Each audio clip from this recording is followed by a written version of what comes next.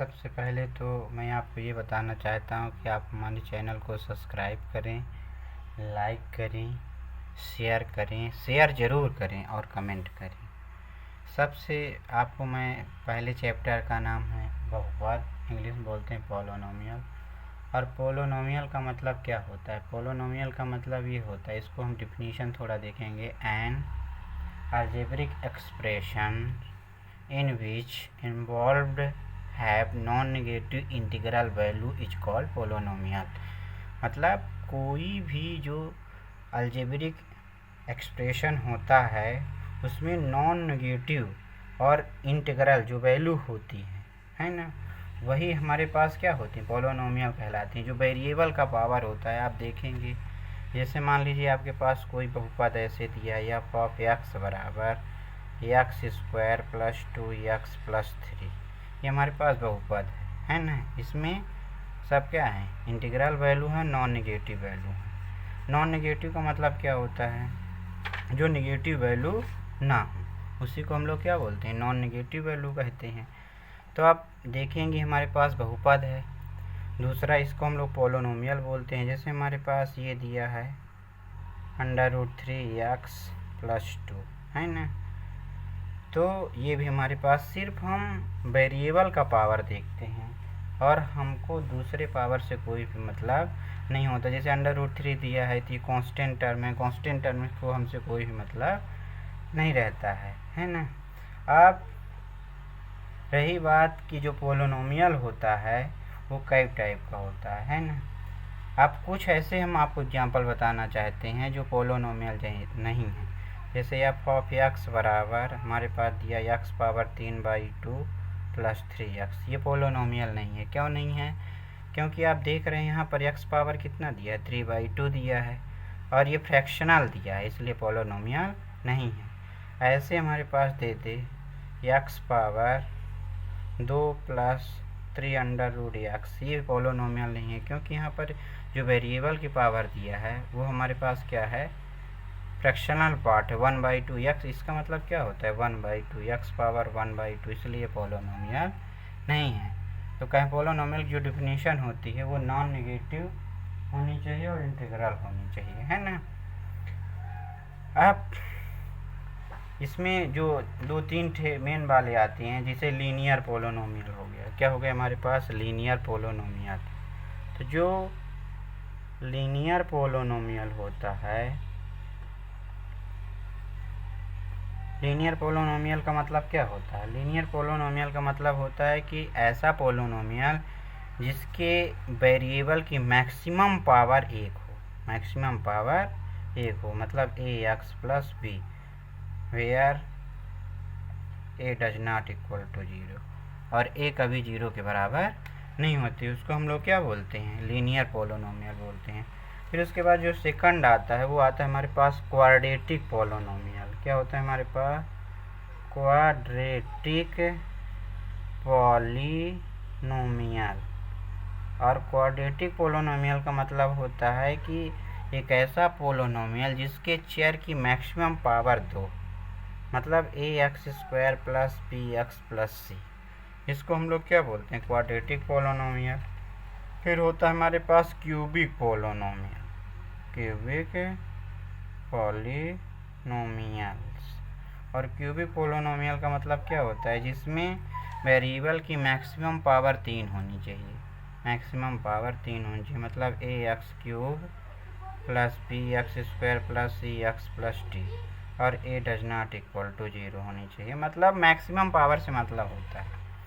अब जो यहाँ पर क्लास 10th में हमारे पास जो फर्स्ट दिया है, तो फर्स्ट में हमारे पास क्या दिया है, जीरोज निकालना है, ग्राफ देखकर आपको जीरोज बताना है। तो जो इसका फंडा होता है कि एक्स अक्ष पर कोई भी ग्राफ जितने बिंदुओं पर काटता है उतने उसके जीरोज होते हैं, है ना, एक्स अक्ष पर।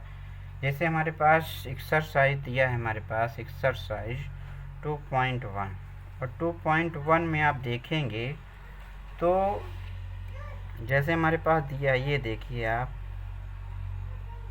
तो ये x हो गया, ये x डैश हो गया, ये y हो गया, ये y डैश हो गया। तो कहने का मतलब हमारा ये है कि ये आपको एक्स अक्ष पर एक भी बिंदु पर नहीं काटता, इसलिए इसके जो जीरोज होंगे हमारे पास, जीरोज होंगे वो कितने होंगे हमारे पास, जीरो होंगे। जैसे हमारे पास जो दूसरा क्वेश्चन है, तो दूसरा क्वेश्चन आप देखेंगे कुल मिला के ग्राफ कुछ ऐसे बना हुआ है।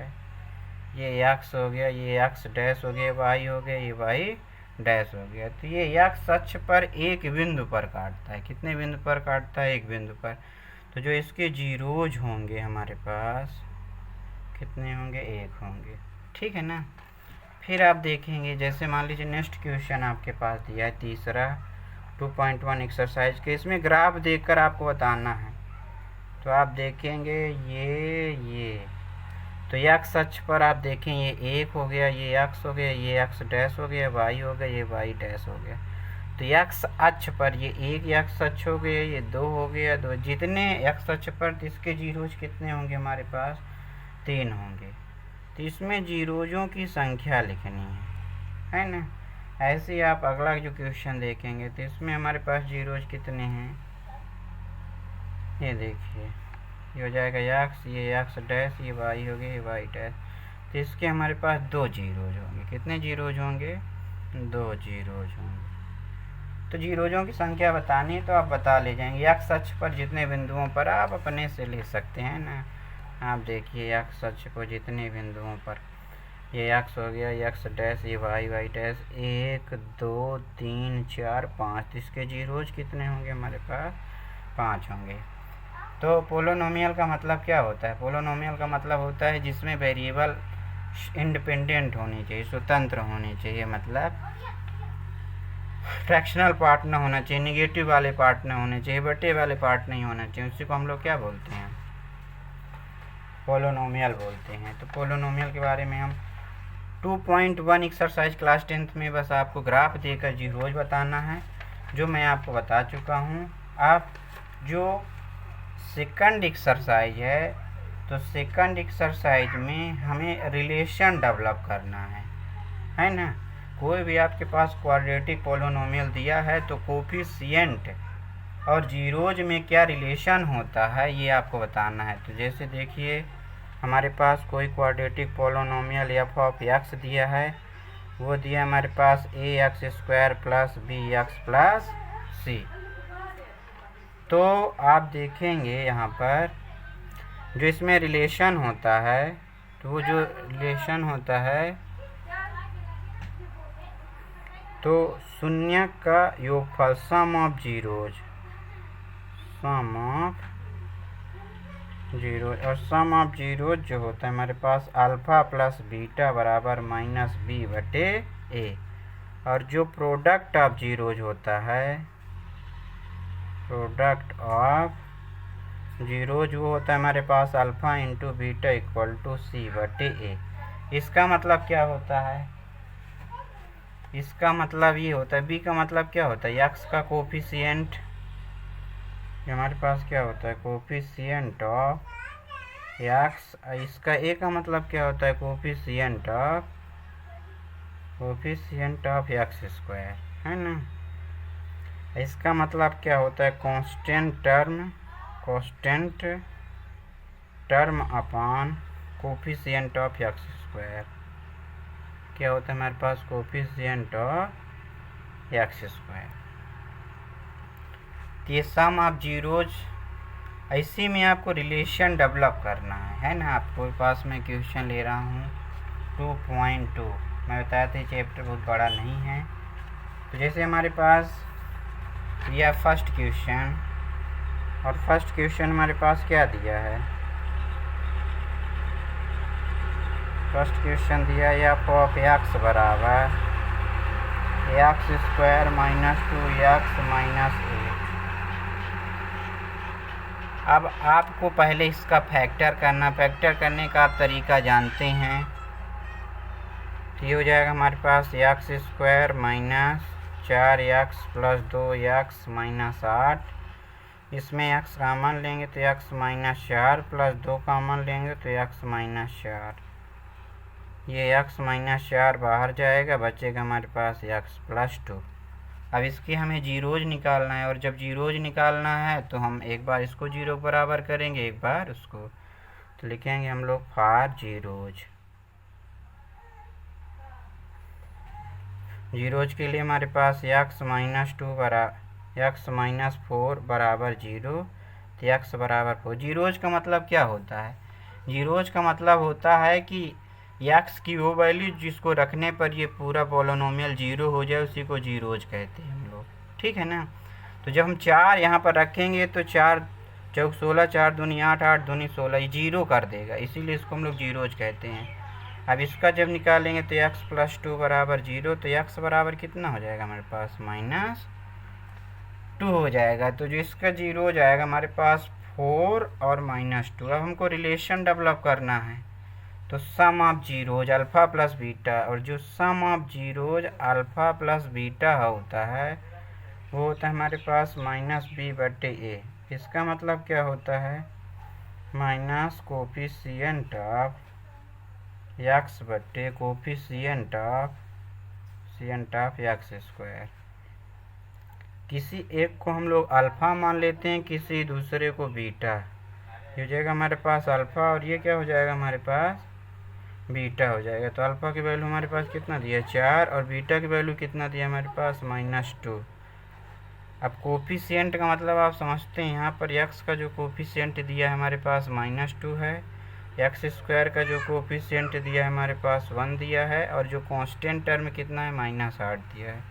तो यहाँ पर रिलेशन हम लोग -b का मतलब क्या होता है? कोफिशिएंट ऑफ x, और x का कोफिशिएंट कितना दिया है? -2।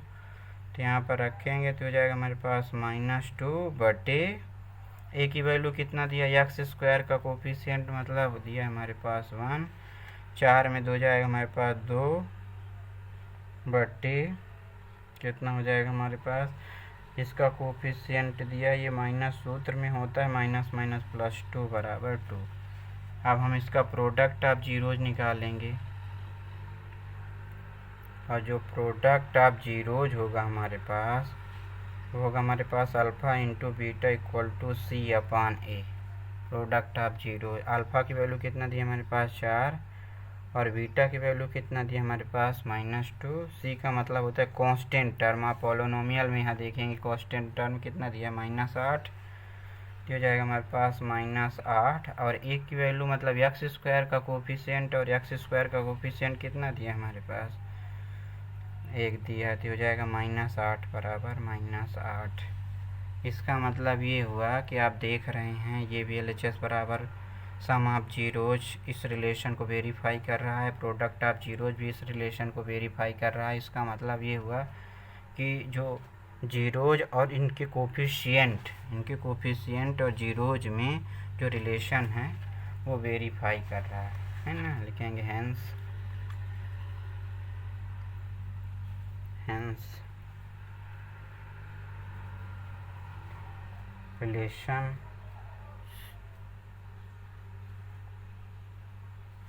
relationship is verify।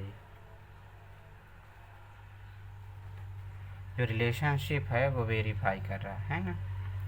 तो ये सूत्र होता है, आप देखें, जीरोज का मतलब वो होता है जो दिए गए बहुपद को जीरो कर दे, फैक्टर करेंगे, फैक्टर करने के बाद जीरो निकालने के लिए हम जीरो के बराबर करेंगे, और उसके बाद ये सूत्र होता है sum of zeros alpha plus beta equal to -b, coefficient of x/, coefficient of x²। इसी का इस्तेमाल करके हम लोग हल करेंगे, है ना। नेक्स्ट क्वेश्चन हम लोग देखेंगे। नेक्स्ट क्वेश्चन हमारे पास जैसे दूसरे टाइप का थोड़ा क्वेश्चन देखेंगे। हमारे पास दिया है चौथा नंबर क्वेश्चन। हमारे पास यहाँ पर चौथा में दिया है x रहता है f ऑफ x, t रहता है f ऑफ t, u रहता है f ऑफ u। हो जाएगा हमारे पास 4u² + 8u। आप देखें इसमें आप जो फैक्टर करने का तरीका होता है, कांस्टेंट टर्म नहीं है तो आप डायरेक्ट कॉमन लेंगे, आप 9th में पढ़ चुके हैं।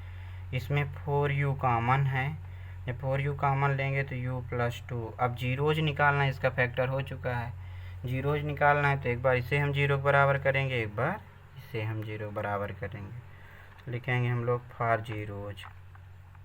जीरोज के लिए फॉर u बराबर 0, तो u बराबर कितना हो जाएगा 0। सेकंड u प्लस 2 बराबर 0, तो u बराबर -2। अब देखें आप किसी एक को अल्फ़ा मानते हैं, किसी दूसरे को बीटा। अब यहाँ पर कोफिशिएंट एक्स स्क्वायर मतलब इसका कोफिशिएंट ई स्क्वायर का कोफिशिएंट 4 दिया है, u का कोफिशिएंट 8 दिया, कांस्टेंट टर्म नहीं है तो उसके कोफिशिएंट को हम लोग क्या मानते हैं 0, मतलब वो टर्म ही नहीं है तो उसका 0 होगा माना जाएगा। तो आप वेरीफाई करेंगे तो सम ऑफ जीरोज मतलब alpha plus beta, sum of zeros alpha plus beta equal to क्या होता है -b/a, मतलब कोफिशिएंट ऑफ एक्स बटे माइनस कोफिशिएंट ऑफ एक्स बटे कोफिशिएंट ऑफ एक्स स्क्वायर, या u दिया है तो यहाँ पर u लिखेंगे, x दिया रहेगा तो x लिखेंगे, है ना। जो भी वैल्यू दी रहेगी उसी को लिखना है। u दिया रहेगा u लिखेंगे, x दिया रहेगा x। किसी एक को अल्फ़ा ये 0 प्लस बीटा की वैल्यू हमारे पास कितना दी गई है, जो बीटा की वैल्यू दी गई वो दिया है हमारे पास -2, -b का मतलब कोफिशिएंट ऑफ एक्स या u का मान कितना दिया हमारे पास 8, a का मतलब coefficient of x square, u square जिस फॉर्म में दिया होता है तो यहाँ पर आप देख रहे हैं 4 दिया है। इसे हल करेंगे -2 बराबर -2, ठीक है ना। फिर प्रोडक्ट ऑफ ये हो जाएगा हमारे पास अल्फ़ा इंटू बीटा, ये होता है c/a। c/a का मतलब क्या होता है, c/a का मतलब कांस्टेंट टर्म बटे कोफिशिएंट ऑफ एक्स स्क्वायर। और अल्फ़ा की वैल्यू कितना दी गई हमारे पास 0, बीटा की वैल्यू कितना दिया है -2, और c की वैल्यू कांस्टेंट टर्म क्या है 0, इसका वैल्यू कितना दिया हमारे पास 4, तो हो जाएगा हमारे पास 0 बराबर 0।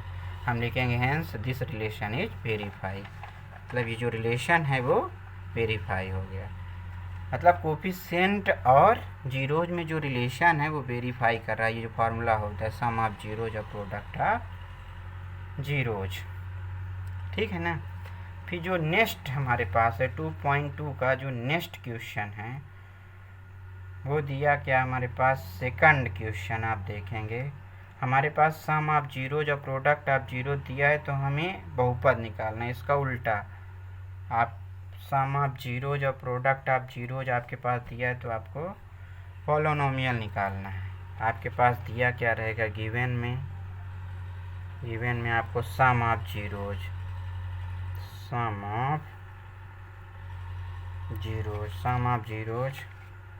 अल्फ़ा प्लस बीटा और प्रोडक्ट ऑफ जीरोज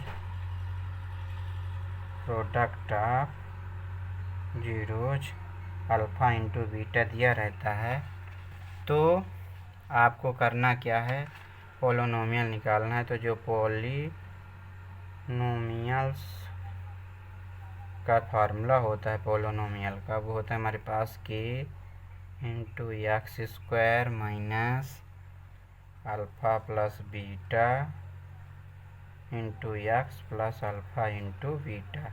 और जब हम आंसर लिखते हैं तो k को हम लोग हटा देते हैं, क्योंकि जो पॉलिनोमियल होता है वो कांस्टेंट पर डिपेंड नहीं करता है ना। तो जो पॉलिनोमियल होता है वो कांस्टेंट पर डिपेंड नहीं करता है। ये अल्फ़ा प्लस बीटा का मतलब होता है sum of zeros, alpha into beta का मतलब होता है प्रोडक्ट ऑफ जीरो। ये दोनों दिए रहेंगे, आपको बहुपद पॉलिनोमियल निकालना है।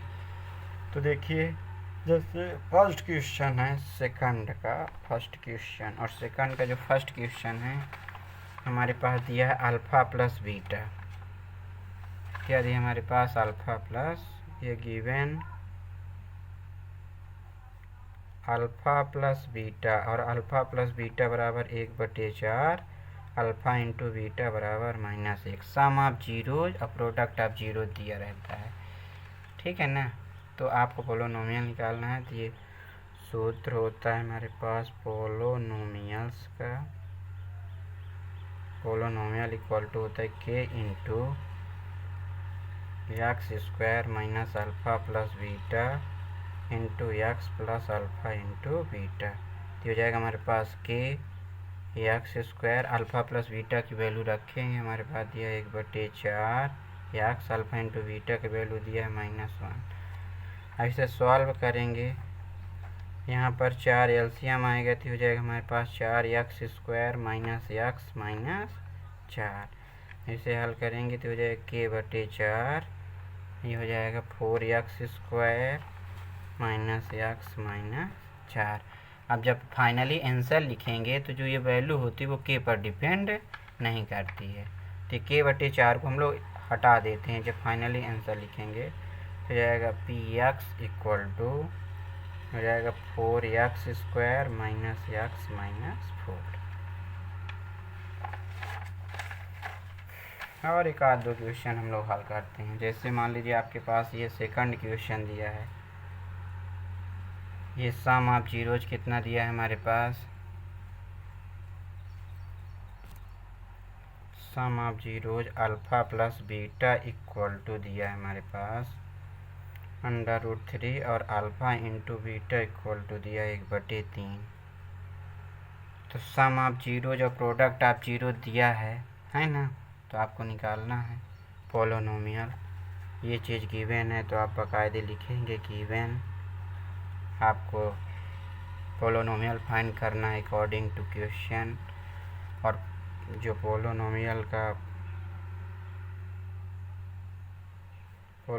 इक्वल टू जो होता है हमारे पास, तो फार्मूला होता है k into x² minus alpha plus beta into x plus alpha into, ये हो जाएगा k into x² minus alpha plus beta की value √3x, alpha into beta की वैल्यू 1/3 दी गई है। ऐसे हम लोग सॉल्व करेंगे। जब सॉल्व करेंगे आप देखिए यहाँ पर हम लोग एलसीएम लेंगे, एलसीएम कितना आएगा 3, आप कुछ नहीं बटे 1 भिन्न का इस्तेमाल करेंगे 3x² माइनस 3√3x प्लस 1। इसे हल करेंगे k/3, कांस्टेंट को बाहर लेंगे, ये हो जाएगा 3x² माइनस 3√3x प्लस 1। अब आप देख रहे हैं जो ये होता है कांस्टेंट होता है, पोलोनोमियल पर डिपेंड नहीं करता है। तो जब हम फाइनली आंसर लिखते हैं तो कांस्टेंट टर्म को हटा देते हैं, तो px बराबर ही हो जाएगा हमारे पास 3x² माइनस 3√3x प्लस 1। यही हमारे पास क्या हो जाएगा आंसर, ठीक है ना। तो ये बात रही हमारे पास sum of zeros, product of zeros, है ना, relation between coefficient and zeros, और ग्राफ में आप जीरोज कैसे बताते हैं। जीरोज का मतलब क्या होता है कि जो ऐसी वैल्यू जो पोलोनोमियल में रखने पर जीरो हो जाए वह उसकी जीरोज कहलाती है, और जिसके जितने पावर होते हैं उसके उतने जीरोज होते हैं। जैसे इसमें मैक्सिमम पावर 2 दी है तो इसके 2 जीरोज होंगे। और मैं आपको फिर से एक बार रिपीट कर रहा हूँ, हाईलाइट बता रहा हूँ कि जो पोलोनोमियल का मतलब क्या होता है ना, algebraic expression in which involve have non negative integral power is called polynomial. तो जो नॉन नेगेटिव और इंटीग्रल पावर, इनमें नॉन नेगेटिव और इंटीग्रल पावर होती है उसी को हम लोग क्या बोलते हैं, पोलोनोमियल बोलते हैं। ये बात आपके समझ में आ गई होगी। और हमने आपको इसमें पढ़ाया कैसे आप जो ग्राफ में जीरोज निकालते हैं और relation between zeros and coefficient, और आपके पास sum of zeros, product of zeros दिया हो तो कैसे हल करते हैं। आज के लिए बस इतना ही, धन्यवाद। हमारे आप चैनल को ज़रूर सब्सक्राइब करें, लाइक करें, शेयर करें और कमेंट करें। आज के लिए बस इतना ही।